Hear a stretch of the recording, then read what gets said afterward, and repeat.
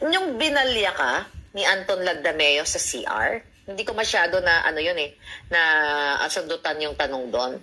Pinapatanong ng ating mga viewers, nung binalya ka niya sa CR, di ba dalawang pagkakataon? Yung una, sinabi niya, kung kailangan mo lang ng, tsuktsak, andito lang ako. At una, hindi niya narespeto yung uncle niya, which is your partner.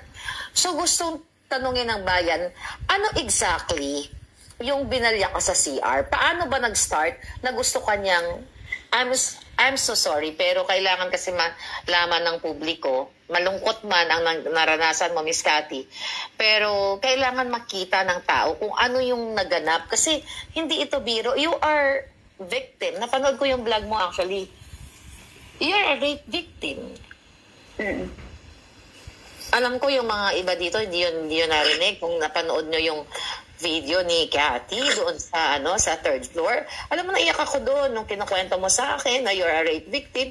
Sabi ko sa kanya, you are stronger than me. So, masakit sa akin bilang babae. Sorry po.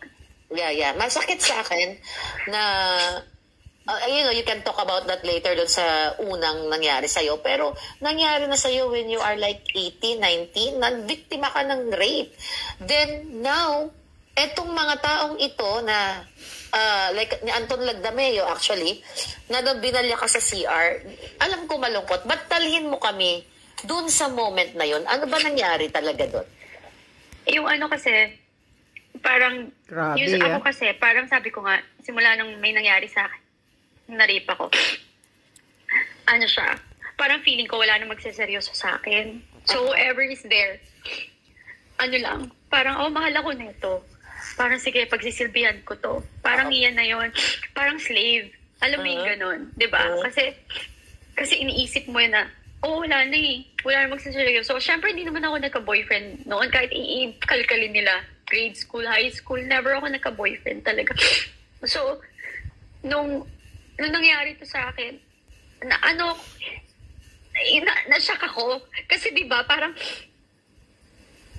hindi mo ina-expect na parang, yung parang you respect them, then you thought, edukado, and itsuhin niya.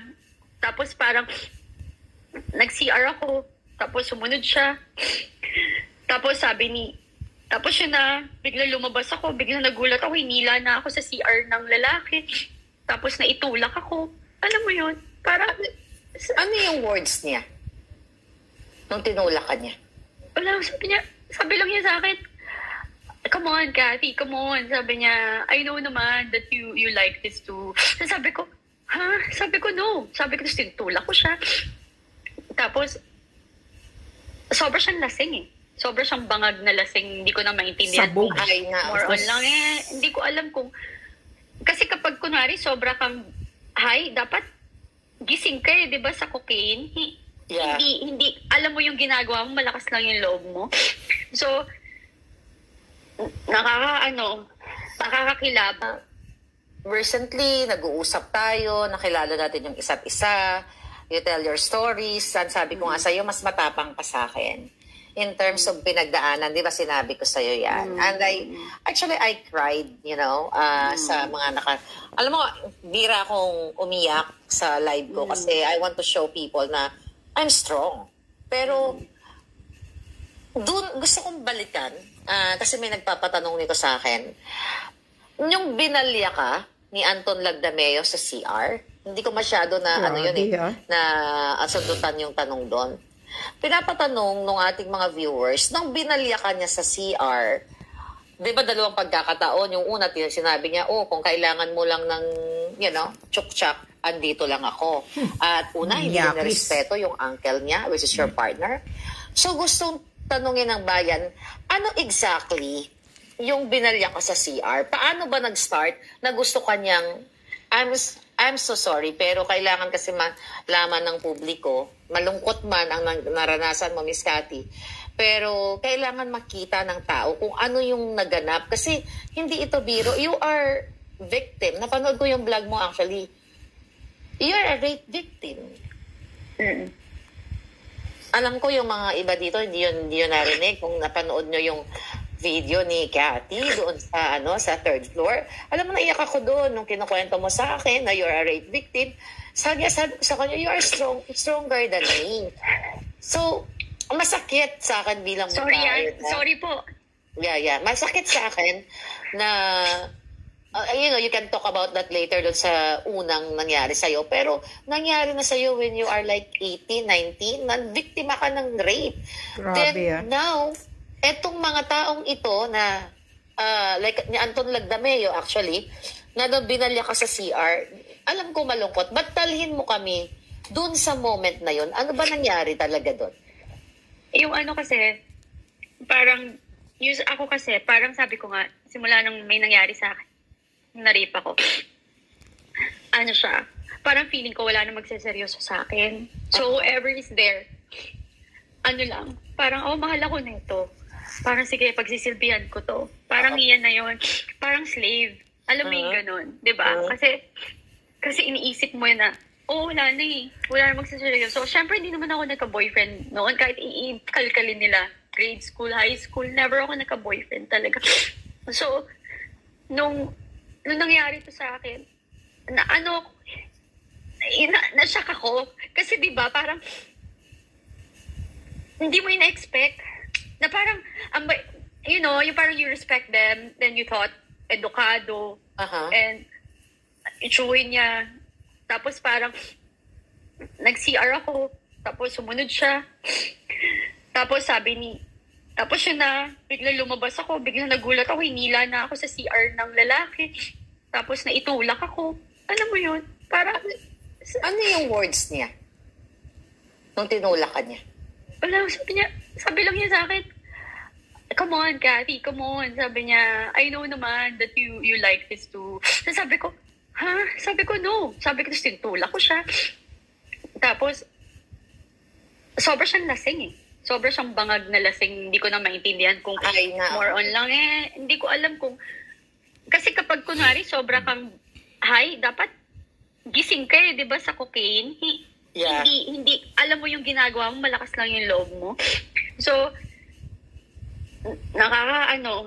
nakakakilabot. Kasi, paano ka nakatakas dun sa, di ba, tinulak ka niya, come on, Cathy, I know you like it. Kasi yung CR na lalaki, hindi siya nasasara. So, may CR. Okay. Kasi it's, yung flooring ng restaurant ko, it's all wood. So, pag may maglalakad, maririnig mo. I think he's so sensitive kasi nga, di ba, pag ganon, di ba, parang narinig, natulak ko siya Tapos I run. Tapos hindi ko alam kung ano mararamdaman ko that time. Tapos napaupo lang ako kasi nag-recall Alam mo yung bumalik yung lahat. Yeah, I know yung flashback. Yeah. Oo, parang siyempre, nag-flashback yung mga nakaraan. Ngayon matanda na ako, nangyayari to ulit. Kaya nga ako, parang sabi ko talaga, I promise myself, pag nangyari to sa anak ko, hindi ko talaga mapapatawad. Papatay talaga ako. Yung ganun ka. Yung ganun as a mother. Oo, tapos kaya nga, for the longest time, parang wala akong, may mga nakaalam, taga Davao din yan. Tapos konti lang. Tapos close din sa amin. Tapos hindi ko makwento. Kasi, pinoprotect mo din siya, di ba?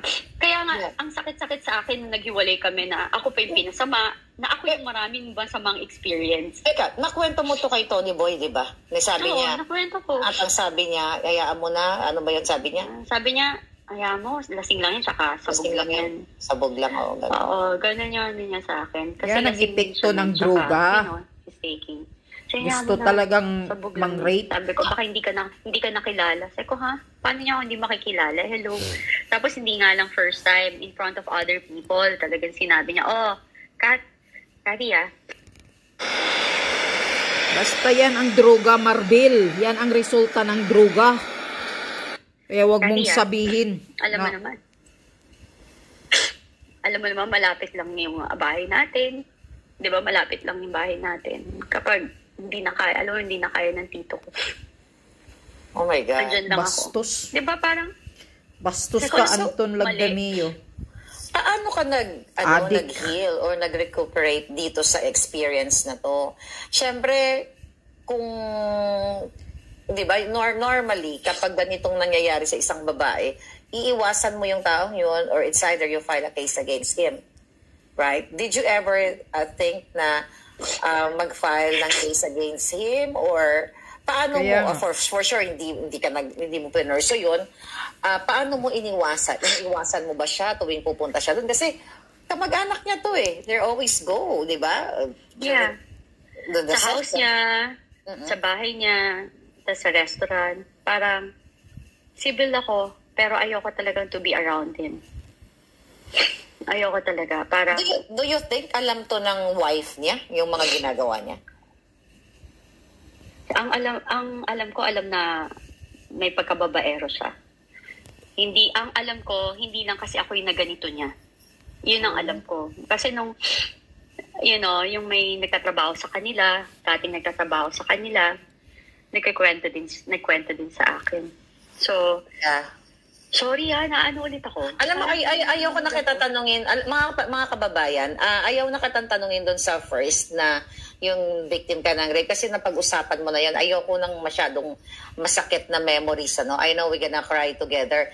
Pero doon sa mga palangga, nandoon po yung revelation ni Miss Cathy sa third floor studio. Panoorin nyo, nandoon yun eh. Kaya nga na-shock ako na you're very spontaneous. Habang pinapanood ko to, di ba we talked about it, na ang sabi ko, parang I'm not ready for that, yung revelation mo. Parang yun ang sabi ko sa iyo, parang napakasakit yon. Ako as your friend, na sabi ko, ikaw, we can talk about it, but when you're ready. Kasi ayokong bumalik yung flashback ng mga pangit. Kasi di ba usually, I don't know, mag-agree mga kababayan natin, yung mga pangit natin sa buhay, na experiensya, pinipilit natin kinakalimutan, and we moved on. Diba? So, alam mo, sabi ko nga, yung na-rape ako, hindi ko na iniiyakan eh. Kasi I have a beautiful daughter. Iba kasi yun. Kasi alam mo, yung experience ko kasi ganito, yung parang, yung na-rape ako kasi wala akong relationship. Okay, naiintindihan mo. So you're willing to talk about it again? Okay lang sa'yo? Yeah, parang yung explain ko lang kung bakit. Okay, sige. Pag pinag-usapan natin yung na-rape ka, sa nangyari sa akin with Anton. Kasi the reason why hindi ko iiyakan yung na-rape ako, I don't have a deeper relationship with that person. Wala kaming relasyon, as in, wala kami, hindi kami parang Tony Boy and me. Nagigets nyo? So parang walang emotions, walang feelings. So parang, okay, then I never had any boyfriend. So hindi ko pa alam yung format nung paano ma-in love. You're young. You're like 18 going 19, di ba? Oo. Yeah, 19 and these people also, Cathy, di ba? They're all from the powerful family din, di ba? So then, after that, so parang ako, mas madali ako maka-move on with that. Kasi nga, wala kang investment ng emotion, ng feelings. Pero yung kay Tony Boy tsaka kay Anton, kaya ako umiiyak. Kasi I trusted a person that I love. Then I thought, I'm safe. Tapos, pagtanggol ka. Oo, pagtatanggol ka na Kaya, minsan nga yung parang minsan pumasok nga sa isip, siguro hindi ako nire-respeto ng mga barkada din ni Tony Boy. Baka ginawa niya rin ako ng story na, natikman ko yan or something. Naintindihan mo? Yes, kung ano yung tumatakbo. Just imagine 10 years, ganun yung utak ko. Well, I think they can, baka, na kasi if they can fabricate a crime, they can fabricate a simple story like that. Yeah, they did that to me. May lalaki ako. Diba? Yung chismis pa nga sa akin dati, ang naging lalaki ko, si Mike Toledo. Hiyang-hiya ako dun sa mama. Diba? Like, kasi, pati Pacquiao. Oo, pati Diyos ko, Pacquiao. I work with Pacquiao. Parang sabi ko, wala nang maibabato sa akin. Parang bato niya na, durog na ako. Sabi ko nga, diba, yung interview ko kagabi, you need to be broken and you need to die for you to be reborn again and be stronger than ever. That's what happened to me. And I think, yun nga, divine intervention. I guess God asking me to do this now because to redeem myself na, okay, Cathy, kailangan mong daanan to, gawin mo to lahat for me. It's like, di ba? Nasa Bible yan eh. Remember I told you,